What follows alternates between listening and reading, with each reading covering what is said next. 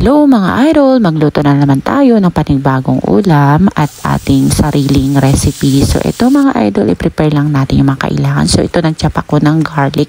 Isinama ko din yung balat niyan para mas mabango at naglagay ako ng seasoning, paminta, Himalayan salt, thyme, 5 spice. Ako pinaghalo-halo, pero dito mga idol, maglalagay ako ng olive oil at saka sesame oil para mas mabilis at mas makapit itong mixture natin sa karne na lulutuin natin, since lutuin natin agad. Dito mga idol, ay pinag-combine ko lang lahat.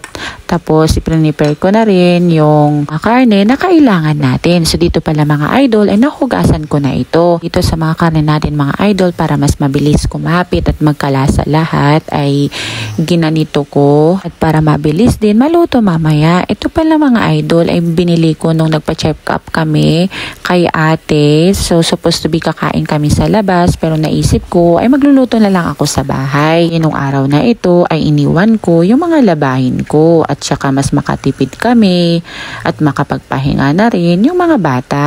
So dito mga idol, nung tapos na ako sa karne, ay saka ko naman dahan-dahan na nahid yung mixture na ilalagay ko para mas madali niyang ma-absorb. At lahat ng na-slice sa karne ng manok ay nilagyan ko ng pampalasa. Habang pinapahid ko yung pampalasa natin mga idol, ay sobrang bango.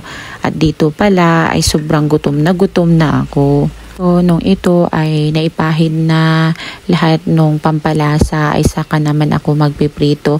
Kaso nga lang nung kalalagay ko palang mga idol yung 4 na piraso, ay biglang nawalan ako ng gas. So, buti na lang, meron akong pang electric barbecue. So, ito na lang ang ginamit ko mga idol.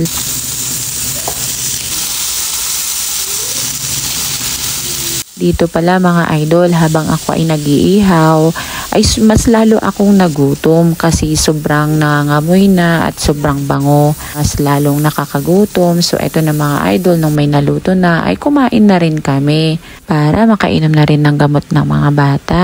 Kain tayo mga idol.